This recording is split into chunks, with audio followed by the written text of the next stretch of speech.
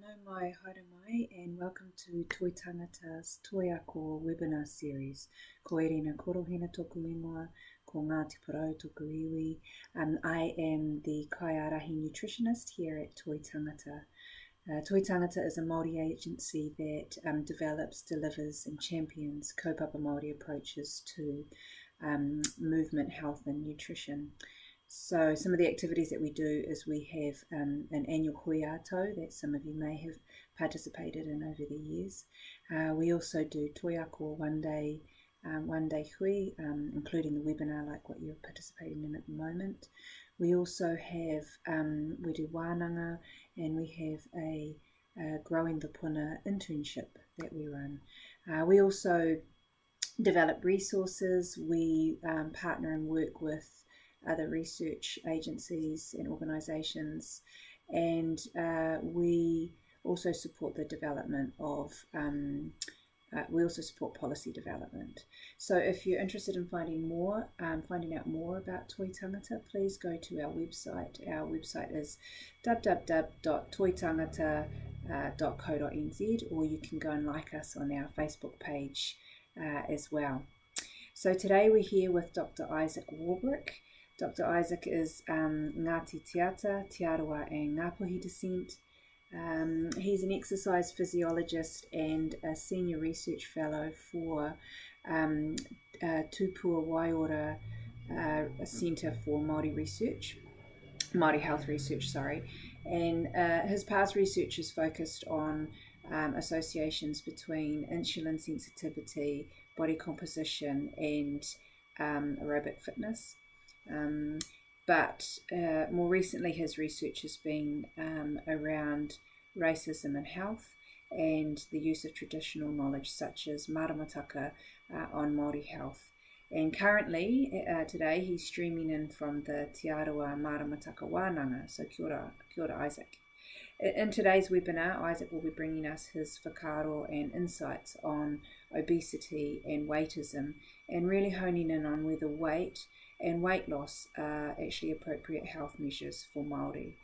So I'll hand it over to Isaac. Nā rotorua at Papatakaro Te Aroa Terei, or here for now, and then we're off to Rotoiti for Maramataka Wānanga, which I'm looking forward to. But really keen to see so many people online. It's crazy. I never, and I see people saying amazing, I can't wait for this and things like that. And I don't know, my reputation isn't that flash, but it's kind of strange talking without seeing everyone, but I'll do my best, eh? Yeah, so I guess this mahi, an important part of it is outlining the whakapapa of how I got to this research at the moment. So my background is actually sport and exercise science, exercise physiology, so I'm a bit more of a white coat wearing nerd. Then again, exercise scientists don't really wear white coats, we wear shorts and running shoes most of the day. But while doing research around sport performance, exercise and the impact of health, being Māori and being interested in, I guess, advancing Māori aspirations in regards to health, I couldn't help but use those particular skills, I guess, and that particular mātauranga and use it in a Māori context.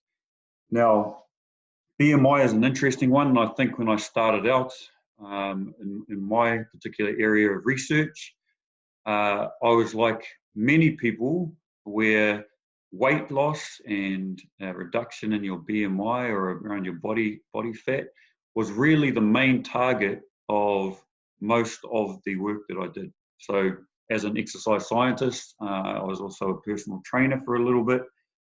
My main interest was, okay, well, having more weight has been shown to be associated with poorer health. Therefore, if we reduce your weight, through diet or through exercise, surely your health will improve. And obviously, we all know stories.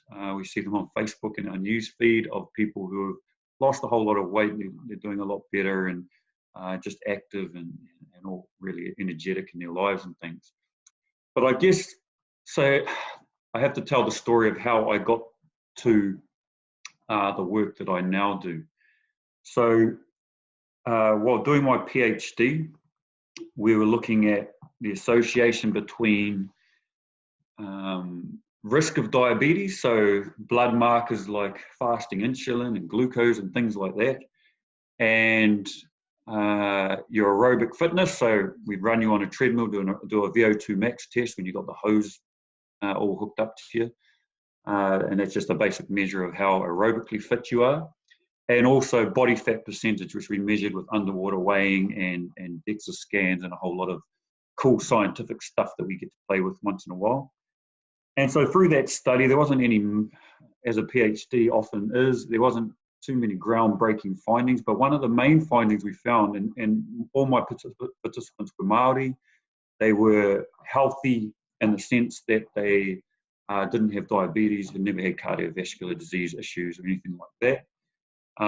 But ultimately, what we found was that one, body fat was a good predictor of risk of diabetes, just as what's been shown in other research, but also that aerobic fitness was a good predictor of diabetes, regardless of your body fat. So you could be heavy, you could be light, you could have a lot of body fat, you could have a little, but if you're aerobically fit and you're physically active, it protects you. It has a protective effect against diabetes. Now that kind of interested me, because I thought, well, for Māori, we always, we go to the doctors, and I've heard this so many times from others, that they'll go to the doctor and the doctor said, oh, well, you need to lose some weight, because high risk of diabetes and high risk of heart disease, particularly for us as Māori.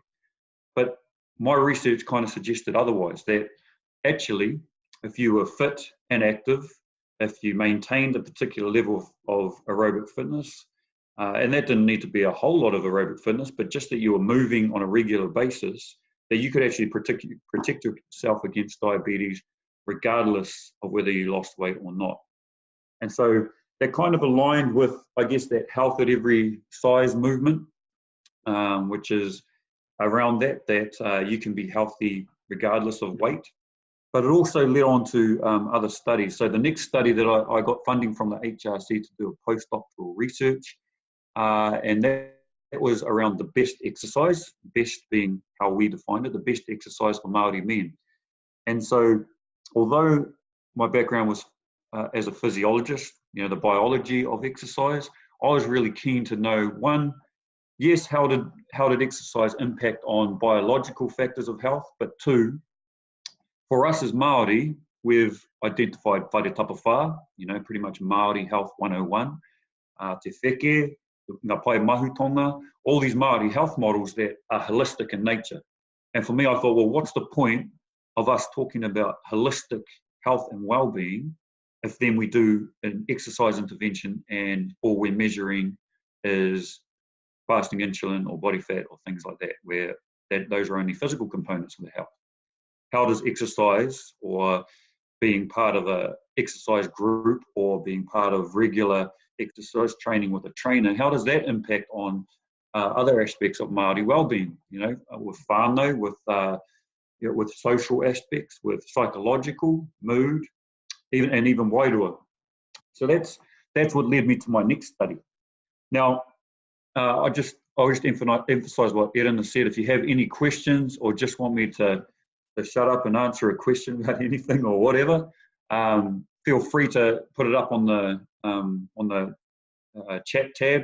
I can see all those questions and I'll just answer those. It stops me from just talking my own story. But anyway, so my postdoc research, we had about 45 guys in Palmerston North, 45 Māori men, all considered overweight by BMI standards. So that's a BMI of 25 or over. All of them were considered sedentary in that they didn't do more than 30-minute, one 30-minute session per week.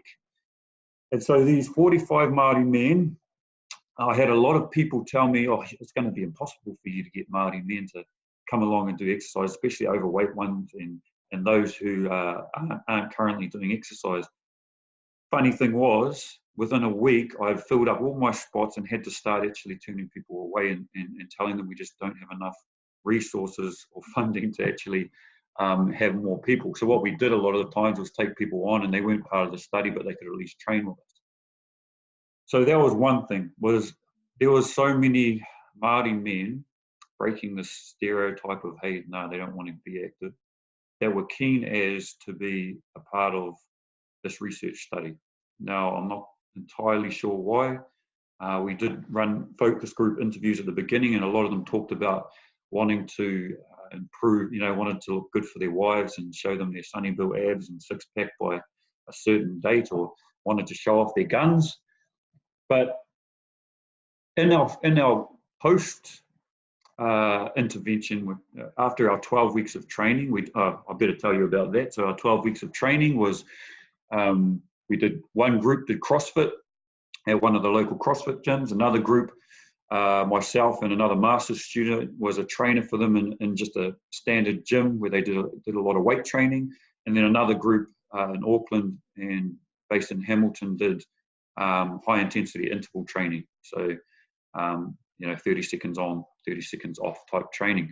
So at the end of it, we did all our physiological measures, and we also did the focus group discussions, and I ran these focus group discussions. And that, for me, as I guess a scientist, was really eye-opening what these guys talked about.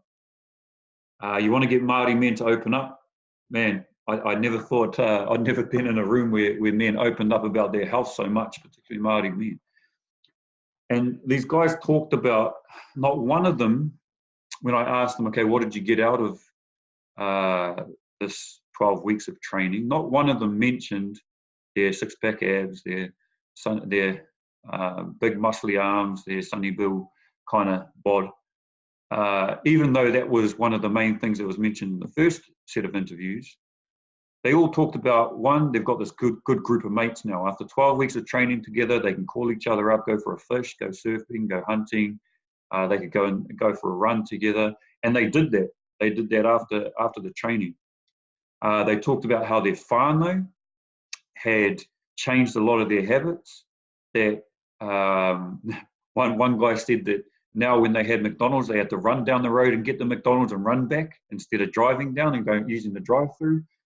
Small steps, baby steps. But ultimately, there was all these other holistic or changes from kind of outside of physical health and well-being. So there was these improvement in mood. There was they felt better at work. They felt like they had more energy. And for me, that was an amazing outcome, because where we're so focused on weight and weight loss, these guys did not mention weight or weight loss. Out of all 45 that we talked to, none of them mentioned getting that was an important outcome after going through the 12 weeks. So I think that's something to be mindful of when we're doing these types of interventions, is that at first, I think we're somewhat programmed to see weight and BMI and body fat as kind of the outcome measure that we should be targeting. Because we're told so often, and it's a thing that's commercialized, a lot of money's made off the fact that, that people are anxious about their weight, and therefore a lot of products target that we can help you to lose weight. And so that was one of the main findings, and kind of changed my whole direction in research right there. Was we already know exercise is good for you. It's going to improve physical health. We know nutrition is good for you, and it's going to improve physical health. But why are we still focusing on weight and weight loss, where there's so much more things to improve?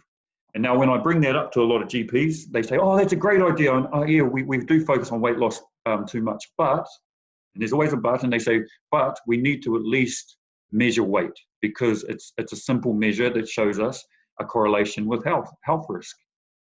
And I always kind of respond to that and say, well, just because it's easy and it's simple doesn't mean it's effective, because it may actually do more damage than it does good. Okay, let's see. I've just got a question from Joe. how did these men define themselves as Māori? Good question. So that was all self-identified. So most of our research in New Zealand is self-identified when it comes to ethnicity.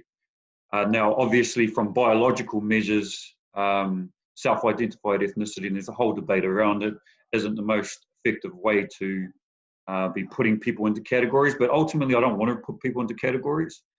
At a population level, we as Māori define ourselves as Māori, and it's self-identified anyway. We don't quantify that. So, yeah, there is a issue, I guess, in regards to scientific research and whether it's robust to have people self-identifying as, hey, I'm Māori, regardless of whether 2 grandparents are or 4 grandparents are or whatever that blood quantum is. I know they do that in other countries, but for me, I guess that's, yeah, we're Māori if we identify as Māori. I'll just look at the rest of that question. What were your metrics of finding commonality between your subjects? So it was mainly body weight, BMI over 25, and sedentary behaviour. Yeah. What made them as an apples with apples sample group? Why Māori as a demographic is so complex and different emotionally, generally urban. Yep. Yeah.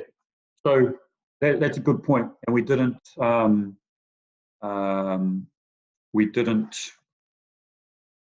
I guess, adjust for those things. We instead, and it's probably why actually the quantitative measures that we got out of it, the blood markers and things like that, why that kind of didn't become the focus of our research, and it was the qualitative stories that came out of it.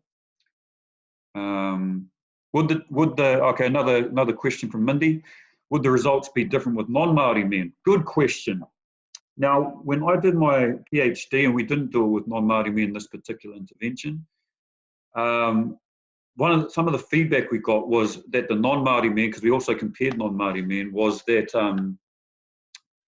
that they really enjoyed the fact that it was driven by kaupapa. Now they didn't term it like that, but they mentioned that, you know, when they'd been in other research studies, these non-Māori participants, they often found that they weren't, they were treated as a number and kicked out the door. Now that's more around the research approaches, obviously. Now around whether non-Māori would have the same results in regards to the biological measures, I'm guessing, not too sure. A lot of the research suggests that, and I guess maybe I'll just touch upon BMI and why BMI has become such a, I guess, so widely used. It's basically based on the fact that BMI and weight and waist circumference and body fat are strongly associated with diabetes, other metabolic health illnesses,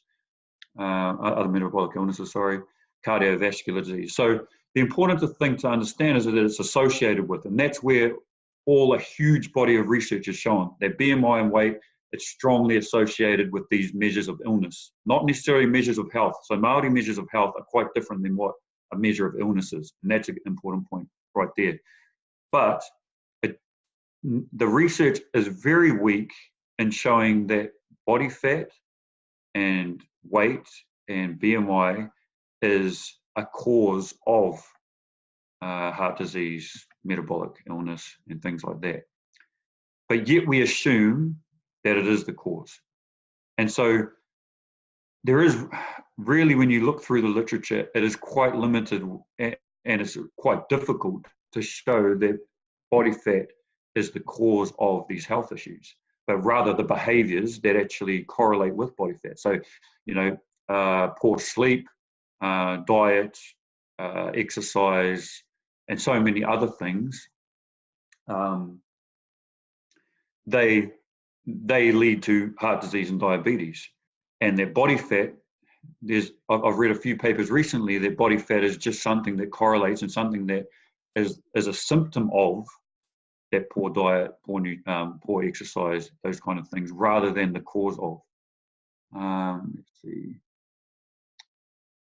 I'm just looking at these questions. A lot of GP funding is based on screening for risk factors, and weight is part of this. So until funding models change, GP practices won't buy and complete, I don't think. Yeah, good point. That's exactly right. And the same is for research funding as well. Is that in our research funds, a lot of the time, because now I don't measure weight, and I'll go away from even measuring waist circumference. If anyone was at the last Toi Tangata Hui down here in Rotorua, had a nice little kind debate in the whare about, okay, well, if we're not using BMI, we should use waist circumference because that's a better measure of the body fat, visceral body fat and things like that. But ultimately, you're doing the same thing, is you're focusing on a measure that doesn't necessarily relate to what is most relevant to Māori. Yeah. Now, yeah, when we go for research funding, we get that same kind of feedback, just as a GP would, that, hey, why haven't you measured weight? Why haven't you measured these important things when we have this war against obesity at the moment and so many people suffering from it? Mainly because weight and focusing on weight hasn't solved the problem yet. You know? And I'll get to that a bit more. Don't those associations weaken significantly when you control for health behaviours and social determinants of health, such as poverty? Yes, they do. Yes, they do. So obviously, and that's why I like to look at lifestyle illnesses, you know, sedentary behaviour and or illnesses associated with sedentary behaviour and nutrition, diabetes, heart disease. I like to look at it through a lens of whakapapa, because with whakapapa we look at things and understand things as being interconnected with so many other factors. Yeah, whakapapa isn't just back and forwards, you know, what our genealogy behind us, our posterity forwards, but it's everything around our environment and the impact of our environment on the individual. And so our environment literally writes on our DNA. And so that's a good point about all these other factors, because we've also been doing research around, and I know Ihirangi and Toi Tangata have been involved in a bit of mahi around systems, approaches to health. Similarly with whakapapa is, and even around epigenetics. So when we talk about whakapapa and we say, oh, hey, I whakapapa to a maunga, or I whakapapa to this awa, from a Western point of view, that's quite strange that we say that we descend from a mountain or a river. But for, you know, any scientist, ecological scientist, environmental scientist, understands that when the rain falls on a mountain, it turns into a river, which that river then comes down the hill and goes through a village where people drink the water, eat the fish in that river, and that fish and that water literally becomes the cells in our bodies. So when we say that we whakapapa to a maunga, we literally do. Yeah? And science backs that up. But the words we use are different. So, yep, definitely agree with that. Kia ora. Let's see. Okay, so that's all the questions got up to date. Those are good questions, though. Well, now, where was I in my story?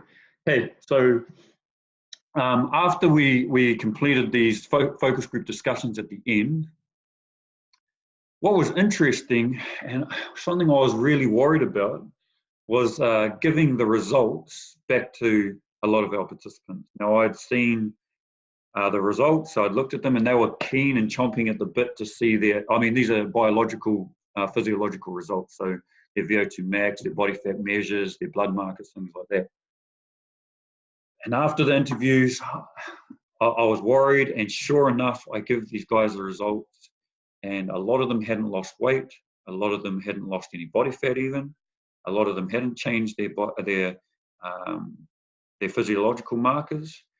And now this could be because of the amount of time that we spent. Maybe it was 12 weeks wasn't enough for this particular or these particular people. It could be genes. It could be the fact that they increased their eating and changed their diet. There's so many other factors. But ultimately, the thing that mattered to me was when I gave them back the results, probably a third of them, they looked at these other guys and they said, look at so-and-so, look how much weight he's lost. Look at him, he's looking awesome. And how come I haven't lost that weight? Or they'd say, well, man, I've been working 12 weeks, working my butt off just as hard as so-and-so, and he's lost all this weight. What's the point? And they gave up right there. And so even though a day or two before they had told me in their interviews that, you know what, this has changed my whole life and changed the life of my whānau, and I'm doing better psychologically and all these aspects of well-being. Yet, when I gave them the physiological results, it just destroyed them. And to me, it kind of showed, and I guess maybe I was naive and thought, nah, for Māori men, these messages of weight loss and things, they don't make it through to us. Surely we're immune from that. But it showed how powerful the messages that we get through the media actually are about weight. You think of The Biggest Loser, for example. In order to win the show, you have to lose the most weight. And if you don't lose weight in a particular week, or if you lose, say, 4 pounds and everyone else loses 10, you get kicked off the show and you're a loser, you know, you're not the biggest loser, but you're a loser. And so what those messages teach us is that weight equals success, weight gain equals failure, or maintenance even of a higher weight. And so that's the message that people are getting, and that's what is, I guess, driving the anxiety around weight. Let's see, just a comment from Nivedita. I hope that's pronounced right. Totally agree with you, Isaac. We put so much undue pressure, anxiety, whakamā, and sense of failure around body size and focus on weight, BMI, waist circumference as measures of success. Yeah, exactly. Yeah, so I tried to, I guess when that happened, I tried to tell these guys, you know, just yesterday, you've told me you had this life-changing event, and who cares what the scales say? But even that message, and even our understanding of te whare tapawhā and of holistic well-being, and these guys, a lot of them knew it quite well as well.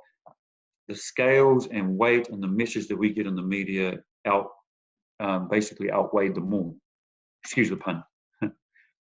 Now, that's what led me ultimately to the research we're doing now, which is around we've just written a paper around how weight is, I guess, another edge of the sword to racism for Māori.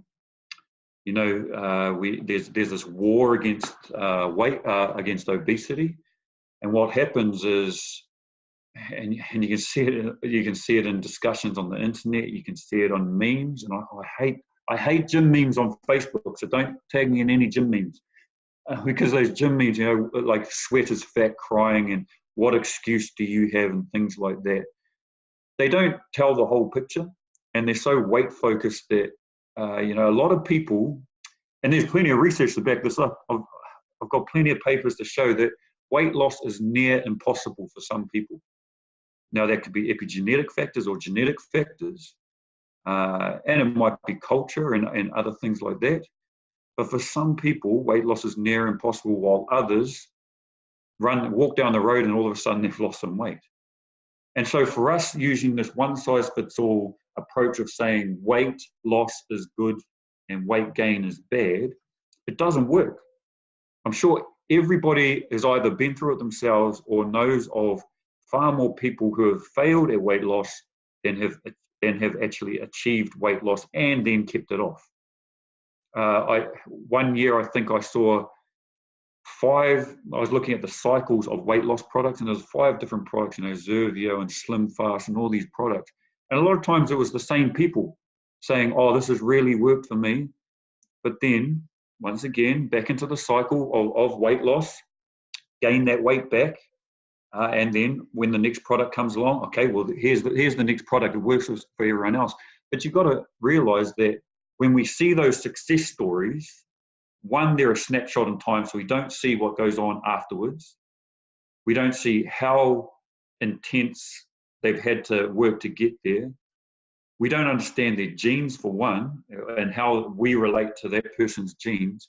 But yet the commercialization of weight and all these weight loss products and the people who make millions off them play on that anxiety that we have that, oh, if I'm not a healthy weight, if I'm not at a particular weight, I'm not healthy, I'm not happy, I'm not successful.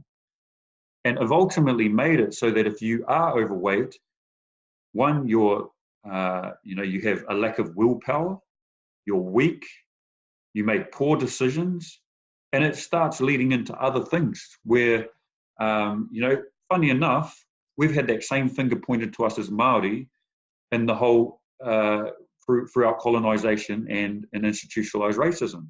You know, you're lazy, that's why you guys are poor. You make bad choices, or you're aggressive because of your warrior gene, that's why you guys are in prison. And all these other things. You got bad genes. Now, we don't have bad genes. You know, our genes survived crossing the ocean. It survived wars and famine and starvation and things like that. So it's not bad genes. It's just in an environment that is just not conducive to our genes. Yeah? So that's, yeah, I guess that's where we are at the moment with a lot of our research.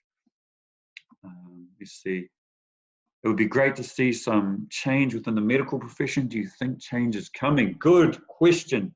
Change is definitely coming from among little circles in iwi and communities. I think, you know, little pockets in what Toi Tangata is doing in different communities, and different initiatives driven by communities and marae are doing great things, where they kind of stopped focusing on weight and started to focus on whakapapa or mātauranga Māori, and getting up their maunga, or getting involved in competitions that are culturally relevant, and things like that. But even now, you still see those marae challenges of weight loss, you know, the marae weight loss challenge. And everyone's happy about it and things like that. But at the end of it, a lot of the times there's no meaningful change. And from a holistic point of view, going back to us highlighting holistic well-being as our focus, why are we doing something that's only improving our physical health? Yeah. Now let's see. Yeah, $1 trillion business. That's right, Nathan. Yeah, it's weight loss is a huge business, and sadly, whakapapa and reconnecting with whakapapa so far hasn't been as much of a commercialization, or it's not as easy to commercialize and make money from. Now, I don't know if we want to make money from it, but obviously there's not going to be those messages in the media if there's not going to be money made from it. So yeah, I think what communities are doing is awesome, and hopefully that'll trickle up to the government initiatives. And Toi Tangata are getting there. I mean, they're probably the strongest advocates for this kind of money. Kia ora for the pitch, Isaac. Yeah. Well, yeah. Do you have a question? I don't know, or something to. I just wanted to tautoko that kōrero also about you know, like trying to look at more strength-based approaches to activities and interventions, rather than, I think somebody's put it there too, around that deficit-based approach as well, and where that, like you said, that physical well-being is only like one of a number of different indicators of well-being for whānau and community as well. Yeah. True. You think stress, and this has become more popular now, but probably only in the last few years, of the impact of stress on cardiovascular disease and heart disease and these lifestyle illnesses that we usually only associate with exercise and diet. Now, a lot of interventions, there's a lot of exercise and diet interventions, but there's not much stress intervention, you know. And I guess what people are doing, using a culturally relevant approach, is a lot of times it's focusing on something that's far more meaningful from a wairua standpoint, from a psychological standpoint. And I would think, and we don't have, I guess, concrete or formal evidence for this, but we definitely have people's feedback that reconnecting with maunga and awa and whenua, whakapapa, mātauranga, has a far greater impact on all these other aspects of our holistic well-being, and probably stress, yeah? And therefore, why, once again, are we doing an exercise intervention and only measuring weight? If we are doing an exercise intervention, or even an intervention that draws on a whole lot of different factors, exercise, diet, culture, all these things, we need to stop just measuring weight. And I'd say stop measuring weight altogether, because what I find is you can make it not the focus. You can make whakapapa and mātauranga the focus of your initiative. But even if you just measure weight and just say, oh, no, don't worry about it, people are always going to want to know what they got from it. And because of the impact of that, and because of the power of that message about how important the scale is, regardless of the fact that you haven't focused on weight, it's going to become the forefront, the ultimate measure that you're going to be tracking. Yeah. So if people don't lose weight, they're going to fail, regardless of whether their connection with culture, their connection with their whānau, their social connections are improved. So that's kind of what we've found so far. Joe, that's a good point around helping our health sector colleagues to be brave and to grow through the discomfort, being conscious to the unconscious bias, because how they will grow. That's a good point. I mean, I think that we have a responsibility, and as Māori, I think we're trying to lead this way, but there's stigma even to Māori ways of doing things. So that makes it a bit hard if you're trying to not only raise the profile of mātauranga Māori as being the focus of an exercise of a health intervention, but if you're also trying to pull down and take out one of the most accepted measures of health at the same time, we've kind of got this. Yeah, it's just a compounding effect of difficulties, but yeah, we just do our best. As a neuroscientist, I think let me see. Science backed up your view. Body weight is largely a biologically controlled variable, and individuals' body weight is largely governed by their genetic makeup. Hard to change biology with a change in behavior because the body has many mechanisms to compensate. True that, but still exercise and nutrition will have great benefits in all individuals. Yeah, good point. So a great idea to shift the focus away from weight. Yeah, so I guess now that we've come to that point, there needs to be the alternative, So it's not good enough just to talk about the issue. But for me, the issue is, I guess the question is, what's the worst that can happen if we threw away the scales? What's the worst? Is the world going to become fatter and more sick? Well, it's kind of going that way anyway. So I don't know if we're going to slow that progress just by continually measuring our weight. So I think what different communities are doing, I know Ihi and Paora and a whole lot of kaimahi involved with Toi Tangata are doing, is trying to challenge that and decolonize, because weight is really a colonized type measure for us as Māori.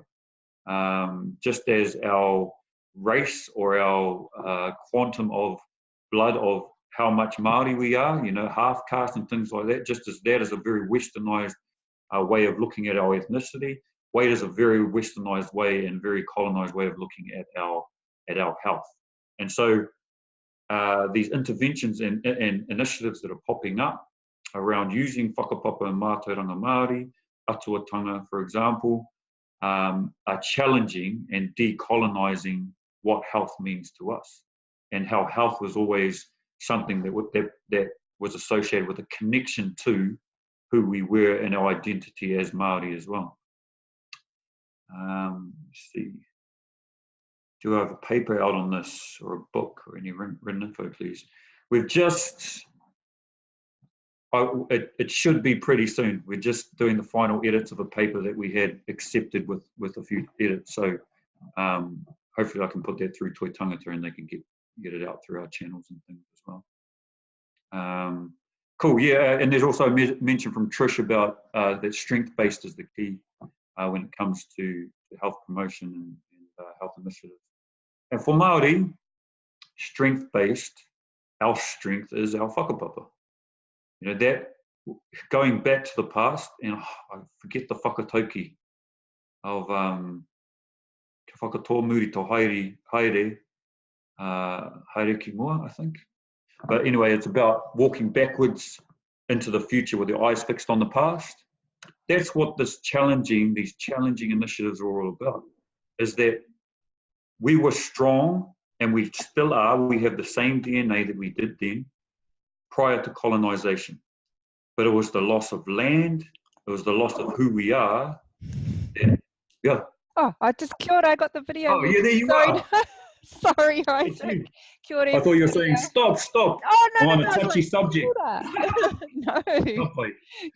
Good to see you. Now I'm speaking to someone. It's good. Yeah, kia ora. Your face. Carry on. Yeah. Sorry, carry on. Yeah. No, I mean, around that strength-based and looking to our past to provide the strength to actually overcome issues that weren't caused by our DNA or what weren't caused by particular habits that we had within our culture, but were caused by colonisation and how those have influenced our thinking. And obviously colonisation has influenced our thinking, it's influenced our health, it's influenced everything that we do. So,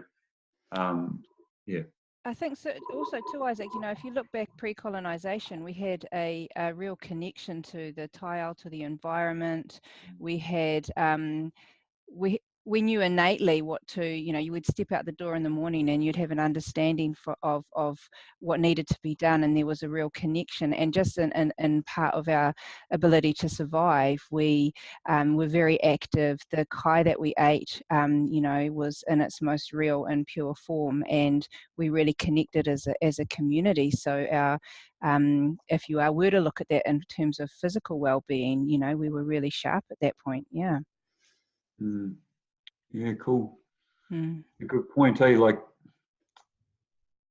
our whenua provided for us, So I think people, when we talk about, and there's kind of these negative images of Māori crying over their land in the news and the media, but when you understand that our whenua always provided for us and provided survival and health, then you understand why it's such a big deal that we've been taken from that and displaced from that. So that's another aspect of improving health, going beyond that weight focus as well. Yeah. So, I mean, some things that we've been playing with, kind of probably in the middle between, it's kind of at the interface of Western approaches and kind of what Ihi and you guys are doing at Toi Tangata, is when we were in the gym during that postdoc study, I thought, well, being in the gym isn't the ideal for us, particularly after talking about our connection with whenua. We should be outside, outdoors, and finding ways to know our maunga better and our awa, and reconnecting with what actually, the whenua from whence we come. But I thought there's going to be times where a gym is just, it's just more comfortable, and some people need that comfort to go forward, to even start the process. So we started playing around with, okay, well, how can we make the gym a place where we're connecting culturally? Because I don't want people to plug their earphones in, run on a treadmill, 30 minutes later or 45 minutes later, you jump off a treadmill and all you've had is a physical experience, and even that, you're pretty much disconnected for that whole time because you're either watching a TV screen or you got your headphones in. There's no social interaction. There's definitely no cultural or wairua kind of expression. And therefore, we thought, okay, how do we change that? So what I started doing was telling narratives or telling some of our cultural stories and our whakapapa throughout an exercise, throughout a workout, basically, so that the whole workout was themed on a particular narrative or story. So one, for example, we told the story of Kupe and the wheke. And so as the trainer, I'd outline that at first, the wheke was stealing, basically stealing Kupe's bait, so they couldn't catch fish. And then Kupe decides that, okay, I'm going to get this wheke, this octopus, cuttlefish, or whatever it is. So he chases them. So that whole workout was around chasing. So two people in pairs, and there was chasing.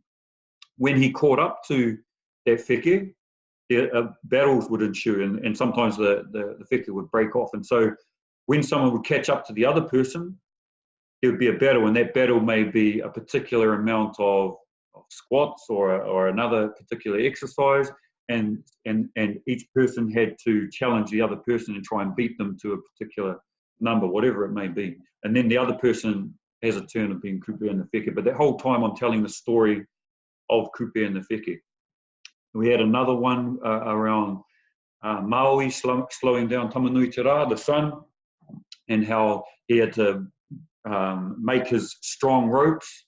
So we had exercises around, the guys took each other by the hands, and that was the warm-up. There was crawling around the pit of Tamanui Te Rā. And then there was a lot of rope work, so battle ropes or pulling exercises. Once again, the narrative was being told through that whole thing. So I don't know if that's the ideal, and I don't know. I think we've got a long way to go to really develop it, but it was really just about experimenting with something different and moving away from 12 reps, 3 sets, and who knows why we have those numbers, you know. And even the 12-week workout that we did was based on Te Pikinga Tāne, you know, the ascension of Tāne, which had a dual meaning because it was the ascension of these men, Tāne.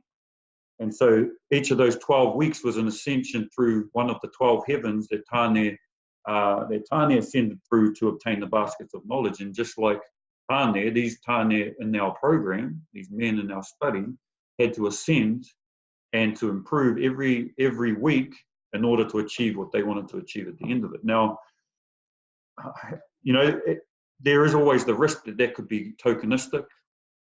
And I think that's why it's important that the right people are doing it and that we're always kind of challenging the way that we do it. But that was something that I guess we experimented in, how to bring cultural narratives and cultural understandings and cultural relevance into a very Western gym space. I remember Ihi once saying that, you know, how funny it would be for our tupuna to see us running on a treadmill and going nowhere, you know. And so I think the gym has a place, but I think we can still make it a culturally relevant place as well. And let me see what are some of these questions. How do we get the medical professionals on board? What do you reckon, Edna? What are you guys doing? Yeah, that's the hard question, and I think that's the one that people always they go back to is, if it's not going to be the BMI indicators, what then do they do? What do they use? And you know, if you're doing the one-on-one consultation, and you might only be seeing that person, you know, not that regularly, how do you have the best impact or you know, to be able to support them in that? So it's a hard question. Yeah, it's very much systemic, and I don't like the dog on GPs or health professionals, and I think they have the best intentions, and they, you know, ultimately they're shaped by the system from which they come, and that system is very weight focused. So, you know, it's so common to go to a GP and, hey, you need to lose weight. Well, that's not very helpful, you know, and it doesn't usually lead to anyone actually losing weight just because a GP has said it. So I had one of my guys from my study after the 12 weeks. He had increased his fitness by heaps. He was much stronger. I don't know if he'd lost weight, but he definitely lost body fat. And he was pre-diabetic before the 12-week study. He went to the GP after the study thinking, oh, now I'm going to show him. His GP didn't really even look at him. He just told him, oh, jump on the scales. He measured the scales. He said, oh, yeah, you're still too heavy based on BMI standards, so you need to lose some weight to be healthy and to reduce your risk of diabetes. I thought, how stupid is that? You know, this guy who's worked his butt off for 12 weeks, literally worked his butt off, once again, excuse the pun, for 12 weeks, had now gone to the doctor, and the doctor says, oh, you need to lose some weight. You know, not helpful advice at all, but ultimately it's coming from the system from whence they've been trained, you know, that it is a very weight focused system. Yeah, destigmatizing of obesity in wider society is so important. It is. It's right. And going back to that discussion about racism and weight, I just presented actually over in Philadelphia on this, and they were really keen on this because they'd never really, well, I got some really good feedback anyway. That, you know, for the statistics ultimately show that for Māori, you know, we're us in Pacific and New Zealand are the most heavy, have the highest BMI, highest prevalence of obesity, things like that. But it's not just a Māori thing, and it's really the browner you are almost, or for all brown people throughout the world, and at least in developed countries, you have a higher prevalence of higher weight and obesity. And on the other hand, if you're lighter skinned, if you're white, you you have a lower prevalence of obesity, and a lower prevalence of all the illnesses associated with that. Now, that just strengthens any kind of racial stigma that anybody already has. You know, that, Māori, you're lazy, you're fat, you're sick, and it's all your fault. And that largely comes from this neoliberal kind of approach that we're in, that's very individual focused. You know, it's individualized. It's your fault you're sick. It's your fault you're fat. Make better decisions. And what that does is it takes the pressure off commercial entities that, it's not actually Nestle or Coke or any of their fault, who are putting billions of dollars into branding and into marketing. It's not their fault, because we can blame the individual, that they're just making poor choices. Now, if that's the case, that's almost 50%. I don't know if that's the exact percentage of overweight in New Zealand, but that means almost half of our population, are just lazy and make poor choices, and it's all their fault. And are not affected by the food environment around them. Yeah. Exactly. And so for us as Māori, looking at the world through a lens of whakapapa, that just doesn't sit right. You know, that when we do our pepeha, for example, we're at the very end of maunga, awa, waka, iwi, hapu, and there we are, you know, rather than we're the one causing the burden on society. And that's just entirely opposite to a Māori way of looking at what health is and why we're sick. Kia ora. Kia ora. Let's see. Anything else? Oh, I've got a question from Rhodey. Isaac, do you see the rise in mindfulness programs as positive for health and possibly aligning with Māori views of health and well-being? Should this be something we focus on more for all cultural groups? Good question. I'm not, although I have one ear to the mindfulness kind of news coming through, but I'm not, I don't know enough, I think, about mindfulness to really comment on that. I do feel that definitely disconnecting, and I'm guessing there's a component of disconnection from devices and from different things, the stresses of the world. I think that's a really important thing. You know, just got too much going on to really be able to focus on what's important. So weight is easy. If I just focus on weight in that measure. But from what I know, I think mindfulness could definitely be used in a Māori context. That there's an opportunity to kind of work at that interface of using Western mindfulness approaches, and then I guess informing that with kaupapa Māori and tikanga. Yeah. Kia ora. Anything else? We've got any other? We've got about 5 more minutes. So if there's any more questions, Whānau, please pop them through. What else have we got in there, Isaac? Let's see.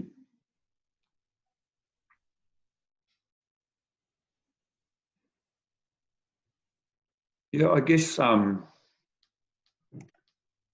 going back to that health at every size kind of movement as well, is my strongest encouragement, I guess, for people is to focus on behaviours of health rather than, well, not even focus on behaviours of health, but focus on making changes around connecting, around doing meaningful things that'll make you feel good about actually,